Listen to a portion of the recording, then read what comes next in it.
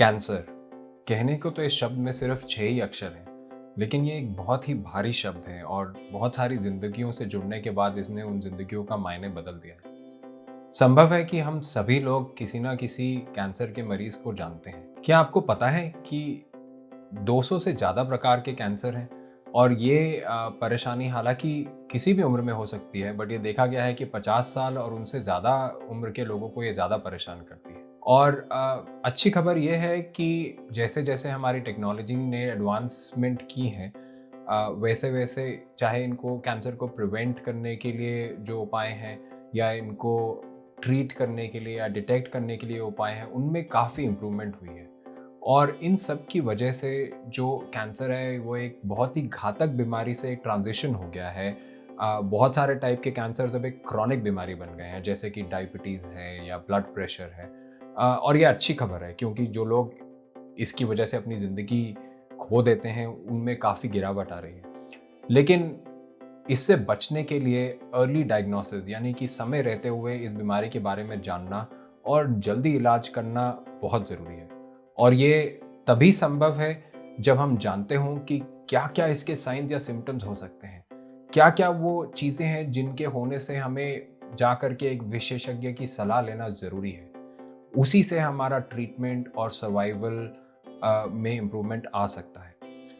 In science and symptoms पे जाने से पहले ये जानना ज़रूरी है कि ये कैंसर होता क्या है आखिर। हमारे शरीर में बहुत सारी कोशिकाएं या सेल्स होते हैं और ये ग्रो करते हैं, और जब इनकी ग्रोथ पे एक जो अंकुश है वो हट जाता है और ये अनकंट्रोलेबली ग्रो करने लगते हैं, तो उसको हम कैंसर कहते हैं। यानी कि ये एक एबनॉर्मल ग्रोथ है जिस पे हम एक रोक नहीं लगा पाते हैं। और इस कैंसर को हम बहुत बार जिस जगह से ये उठ रहा है उससे भी नाम देते हैं, जैसे कि ब्रेस्ट से उठने वाले कैंसर को ब्रेस्ट कैंसर कहा जाता है, किडनी से उठने वाले कैंसर को रीनल कैंसर कहा जाता है। और इनके जो साइंस एंड सिम्टम्स आते हैं वो इस बात पे निर्भर भी करते हैं कि ये कैंसर है कहाँ, कितना बड़ा है ये परेशानी, और ये आसपास की जो इसकी चीज़ें हैं उन पे क्या प्रभाव डाल रहा है, या कहीं ये शरीर में दूसरी जगहों पे तो नहीं फैल गया है और वहाँ जा कर के ये क्या कर रहा है। तो आइए हम इन साइंस एंड सिम्टम्स के बारे में बात करते हैं। तो ये जो साइंस एंड सिम्टम्स हैं इनको मैं 2 कैटेगरीज में डिवाइड करता हूँ। एक जो जनरल साइंस एंड सिम्टम्स हैं, यानी कि किसी भी कैंसर के मरीज में आप देखे जा सकते हैं, और दूसरे वो जो एक कैंसर से लिंक्ड है, यानी कि ब्रेस्ट कैंसर में जो आएंगे या लंग कैंसर में जो आएंगे वो स्पेसिफिक हो सकते हैं उस कैंसर के लिए। लेकिन ज़रूरी बात यह है कि अगर आप में ये सिम्टम्स हैं भी तो इसका मतलब ये नहीं है कि ये कैंसर ही है। तो इस बात से घबराने की कोई ज़रूरत नहीं है। हाँ, लेकिन अगर ऐसी परेशानियां हैं तो ज़रूरी है कि आप एक सही विशेषज्ञ से राय ज़रूर लें। तो जब हम जनरल सिम्टम्स की बात करते हैं तो उसमें आती हैं चीज़ें जैसे कि फटीग यानी कि कमज़ोरी, टायर्डनेस महसूस होना।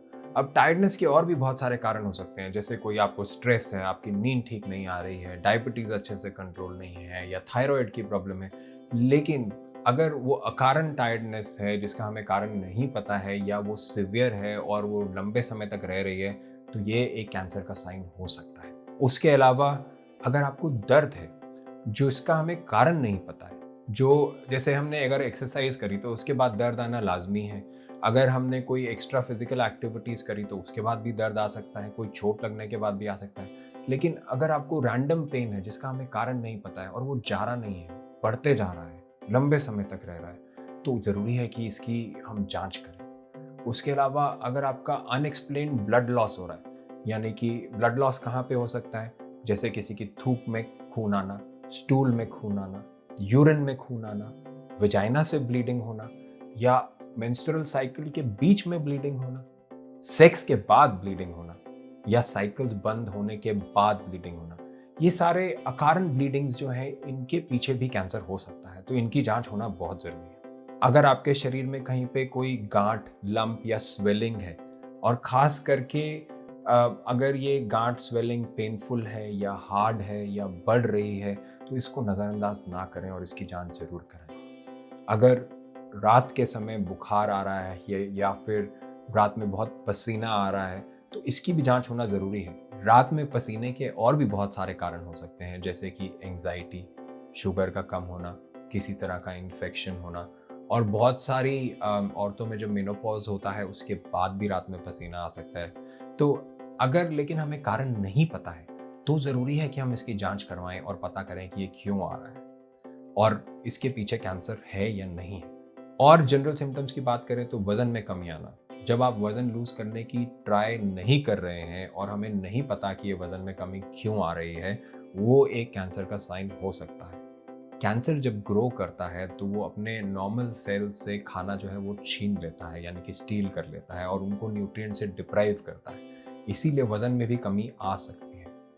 इसके अलावा अगर आपको लगे कि कुछ सही नहीं चल रहा है, आपसे ज़्यादा अपनी बॉडी को कोई भी और अच्छे से नहीं जानता है और अगर आपको लगता है कि कुछ तो बात है, कुछ सही नहीं है, तो आप अपने लिए सबसे बेस्ट डॉक्टर हैं और ज़रूरी है कि आप जा करके एक स्पेशलिस्ट से राय लें और उसकी जांच ज़रूर कराएं। तो अब हम आगे बात करेंगे स्पेसिफिक कैंसर्स के बारे में। जैसे अगर किसी को लंग कैंसर है तो उसे लंबे समय तक खांसी रह सकती है।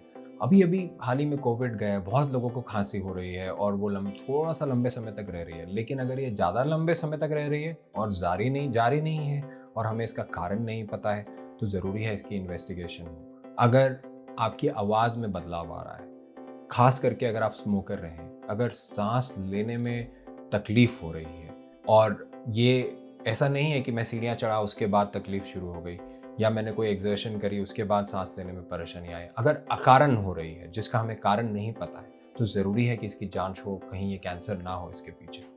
अगर हम ब्रेस्ट कैंसर की बात करें तो सबसे पहली चीज़ मैं ये कहूँगा कि ये खाली औरतों में नहीं होता है, आदमियों में भी हो सकता है। उसके अलावा अगर ब्रेस्ट के साइज में, उसकी शेप में, वो कैसे फील कर रही है उसमें, या निपल के अंदर से कोई डिस्चार्ज आने लगे, ये सारे सिम्टम्स हो सकते हैं, एक कैंसर के लक्षण हो सकते हैं। इसको इग्नोर नहीं करना चाहिए। अगर हम बात करें ओरल कैंसर यानी कि मुंह के कैंसर या इंटेस्टाइन या स्टमक के कैंसर, तो अगर मुंह में कोई घाव या छाले हो रहे हैं जो हील नहीं कर रहे हैं, अगर आपको स्वॉलो करने में प्रॉब्लम हो रही है, बहुत लंबे समय तक इंडिजेशन रह रहा है जो कि खाने से लिंक नहीं है, या आपको थोड़ा सा खाने पे लगता है कि पेट बहुत भर गया, आपकी एपेटाइट नहीं रह रही है, या बहुत समय तक ऐसे लग रहा है कि उल्टी आएगी, सब कुछ भरा भरा है, फुलनेस है, तो ये सारे चीज़ें जो हैं इनको नज़रअंदाज ना करके इन्वेस्टिगेट करना ज़रूरी है। अगर हम यूरिनरी सिस्टम या किडनी या स्टूल से रिलेटेड जो कैंसर्स हैं उनके बारे में बात करें, तो अगर आपके यूरिन या स्टूल में ब्लड आ रहा है या आपकी हैबिट्स चेंज हो रही हैं, यूरिन पास करने में प्रॉब्लम है, स्टूल पास करने में प्रॉब्लम है, या बार बार जाना पड़ रहा है, या डायरिया हो रहा है और फिर कॉन्स्टिपेशन हो रही है, उसके अलावा उस हिस्से में दर्द रहना, ये सब अगर चीज़ें हो रही हैं तो ज़रूरी है कि इनको इग्नोर ना किया जाए और अगेन इनकी इन्वेस्टिगेशन करना ज़रूरी है।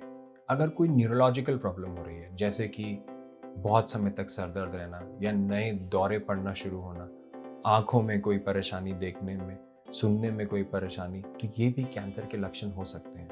लेकिन जैसा कि मैंने पहले भी कहा, इसके और भी बहुत सारे कारण हो सकते हैं। अगर स्किन में यानी कि चमड़ी में कोई नए मस्से आ रहे हैं या पुराने मस्सों में कोई बदलाव आ रहा है, उनमें से कोई डिस्चार्ज आ रहा है या ब्लीडिंग हो रही है या उनमें खुजली बहुत ज़्यादा हो रही है, तो ये भी एक कैंसर का लक्षण हो सकते हैं। तो अगर आपको इनमें से कोई भी सिम्टम्स है तो डरने की बात नहीं है। ज़रूरी नहीं है कि ये कैंसर हो, इनके और भी बहुत सारे कारण हो सकते हैं। और जैसा मैंने पहले भी कहा, ये सब मैं आपसे सिर्फ इसलिए शेयर कर रहा हूँ ताकि आप इनको नज़रअंदाज ना करें और समय रहते हुए एक मेडिकल स्पेशलिस्ट से राय लें, इन्वेस्टिगेट कराएं। और सबसे ज़रूरी बात, आप अपने शरीर को सबसे बेहतर जानते हैं। अगर कुछ ठीक नहीं लग रहा है तो ज़रूर उसकी जांच कराएं। मुझे सुनने के लिए बहुत बहुत धन्यवाद। नमस्कार।